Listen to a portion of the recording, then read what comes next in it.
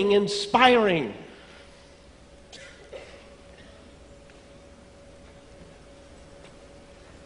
And earned a place as one of the greatest chief executives of the last couple of decades. But she describes that it was a total surprise to herself that she became chief executive. She never sought the role. I was an accidental CEO. But of course, the results were not an accident. They came from a deep sense of responsibility to save the company, no matter what it took, and its culture. So now we have a company that went from good to great with this charismatically challenged, eccentric Darwin Smith. We have the great sort of calamity of Xerox rescued by the magnetic Anne Mulcahy, and now we just go weird. We get Herb Kelleher of Southwest Airlines. This guy is just not normal. Strange, one standard deviation, maybe two standard deviations away from an iconoclast. Leads Southwest Airlines as an entrepreneurial enterprise into one of the great success stories in one of the most difficult industries of the last 50 years. But this is a guy who, when faced with a trademark dispute, does not resolve it by going to the courtroom, despite the fact that he himself is a lawyer. No, he rents a stadium about this size, full of people with pom-poms and cheering and wild stomping, rides in on a motorcycle, and resolves the trademark dispute with the other CEO with an arm wrestling contest. Just not normal. I keep thinking of that Hunter S. Thompson quote, when the going gets weird, the weird becomes CEO.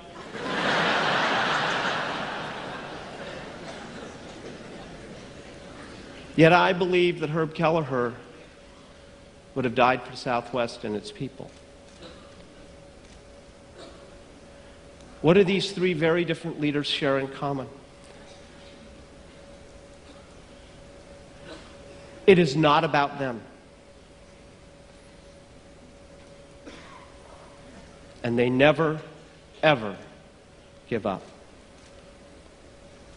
They are level 5 leaders. They are level 5 leaders which we defined, remember back to the Good to Great study for those of you who read it? We didn't want to find a leadership answer. We did not want to find something that would just be as simple as, oh, have great leader, have great results. We thought that was circular.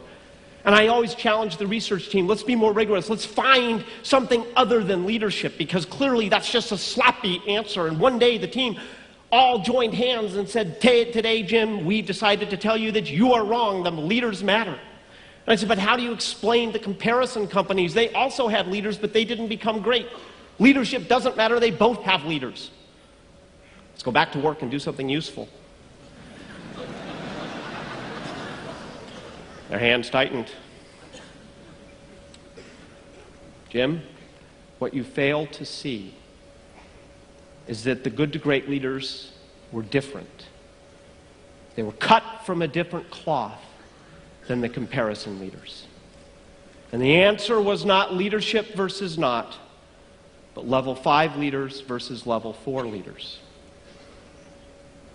And you would think that empirically, the thing you would find if you look and you say, what makes the greatest leaders that we would have studied over the course of now almost 7,000 years of combined corporate history, that you would find these great towering personalities, the great charismatic heroes, the great forces, till you meet Darwin Smith, of course. And what we found was that the signature of what separated the 5 from the 4 was their humility. I cannot overstate how surprising this was. It might not have been surprising to you, but it was very surprising to me. And it came from the data. I'm an empirical data geek. I do probability problems at night to put myself to sleep.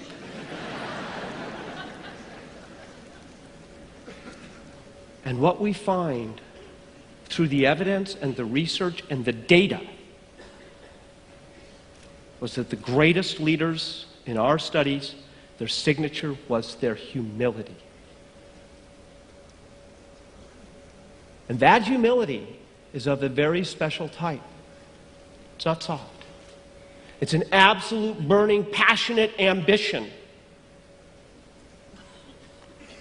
to do whatever it takes, no matter how painful, for the sake of the cause, or the enterprise, or the work, or the values. And it is that combination of the humility and the will that makes the five.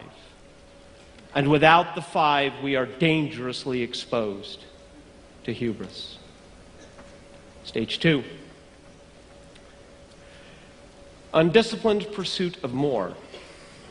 Hubris born of success sort of leads to this sense of, God, there's all these things we can do because we're really good. And you would think that enterprises and companies get in trouble because they become complacent. They refuse to change. They refuse to do anything new or exciting or innovative, and they just kind of slow down and get stuck in a rut. And I want to be very clear, if you do that, you're going to fall. But that is not how the mighty fall. Overreaching. Going too far. Too much growth, too much expansion, too much adventure, too far beyond your ability to execute with excellence. Undisciplined pursuit of more. This is what brings down the mighty. And how would you know if you're overreaching? There are multiple potential parts, certain types of big bets or risks that you might take that would erode your underlying capital structure or expose the entire enterprise, or brand risks. But the biggest sign is breaking Packard's Law. Packard's Law states that if you allow growth to exceed your ability to have enough of the right people, fantastic people, with all 4 seats in the key seats to execute on that growth brilliantly, you will fall. And so the number one step is to always regulate growth and to regulate reach by the question, do we have all of our key seats filled with fantastic people? And if the answer is no, we must resist growth until we have them.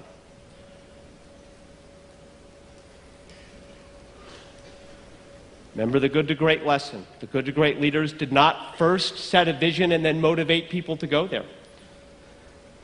They first got the right people on the bus and the right people on the key seats, and then figured out where to drive the bus.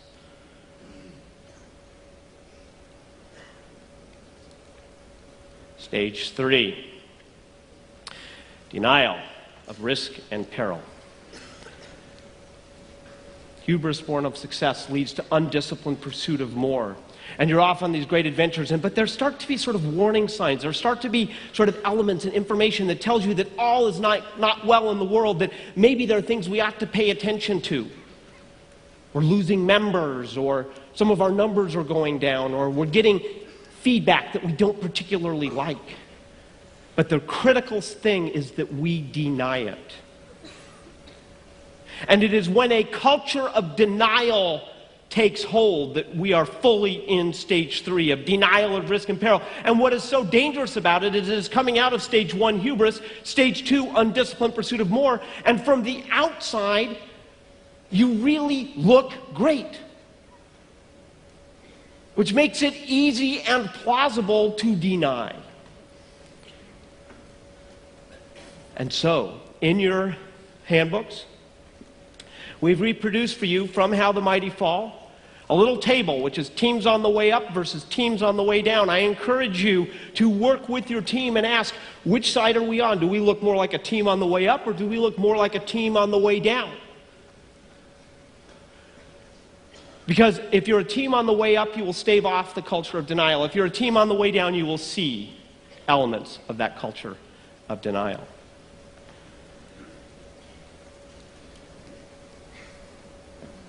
We live in difficult times, and I know that many of our friends from parts of the world live in much greater circumstances than those of us who are privileged to be born here in the United States.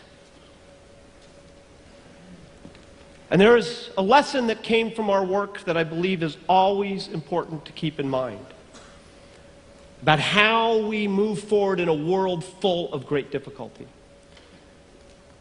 We came to call it the Stockdale Paradox.